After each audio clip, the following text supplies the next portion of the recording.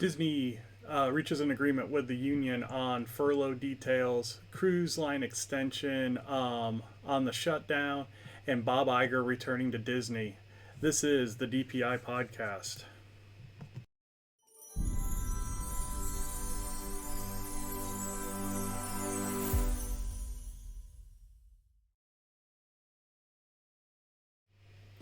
So, I'm Matt with the DPI podcast, and today we're going to talk a little Disney news from over the weekend. First off, Disney reached terms with the cast member union on the furlough, and it's going to be beginning on the 19th of this month, and will end whenever the furlough ends. So, right now, if you read what's kind of going around, early June maybe for Walt Disney World on the reopen. So we're all kind of crossing our fingers and hoping things get back to normal sooner than later. But, it's going to be a while before we see a true normal at Disney. So the furlough, really what it entails is that Disney's going to take care of health benefits for employees while they're on unemployment. Unemployment's a whole nother ball of wax down there right now. I guess there's some issues with the filing system, and some of the Disney employees are boycotting the system and doing a lot of things. So there's a lot of just rumblings and grumblings down in Florida right now, but hopefully everything gets smoothed out and cast members get taken care of. Like I said, so we can get back to normal as soon as possible. Moving on, cruise lines the CDC has extended the closure of cruise lines for 100 days. So basically all this means is that they don't want cruise lines operating for the next 100 days. That's going to move it into July now. And a lot of countries are starting to come out and say things about not letting ships with more than 500 people port in their docks. So come to their ports. So we're going to be August before cruise lines really start getting up and going anywhere right now.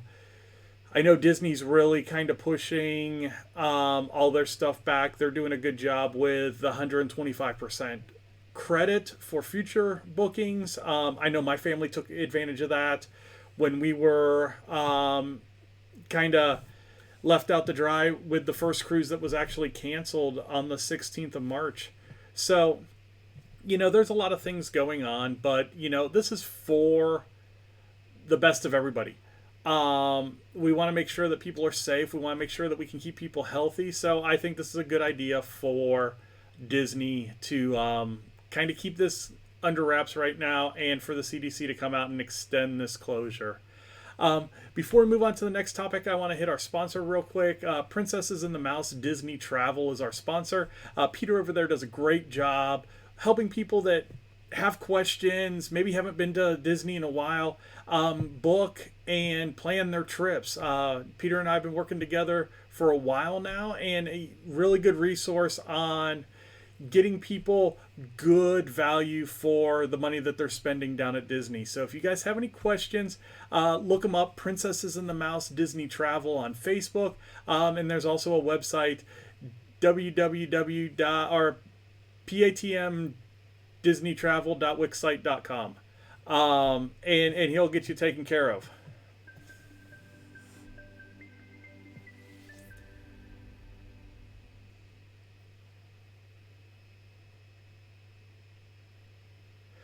So the next topic I wanted to discuss was Disney opened the application process for fall college program and foreign program participants.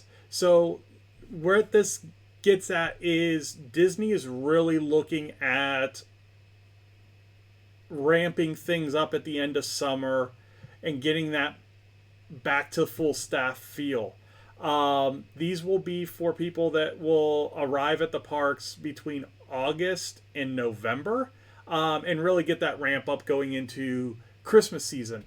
So good to see that. That means that there's some confidence that things are going to open up, that things are going to be a little bit better. So we just want to make sure that, they're getting those applications. And if you are interested, I'm sure you can find information on the Disney website concerning that for the college program this fall.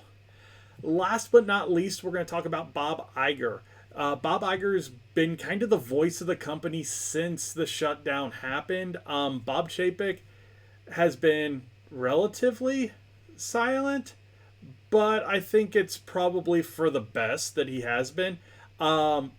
He's a relatively new CEO for Disney Parks, took over the reins right before all this happened. So Iger is making a good move by extending that olive branch and saying, hey, I can help. I've been through things very similar with hurricane shutdowns and that kind of thing. So let me kind of be that person that Disney people know so that they can have that comfort of a familiar face in front of them and not wondering what the new guy's going to do moving forward.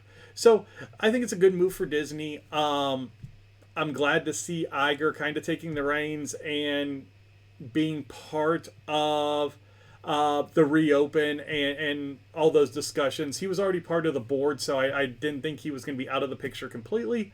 But it's nice to see him in more of a leadership role with how the parks are going to open. I think you're going to see a lot of the things that Shanghai's putting into place in some form or fashion when the parks in the States open. There's probably going to be mandatory face coverings, low capacity. If it's open to all resort guests, we're looking at 35% capacity at the parks, maybe. I don't think you're going to see all the rides open at the beginning. I think you're going to see temperature checks at the parks, if not at the parks and at your resort hotels.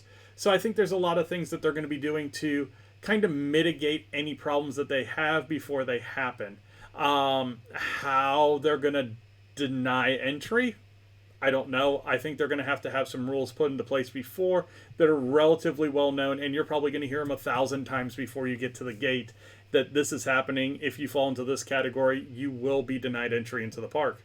So I'm really interested to see how things happen and how they move forward.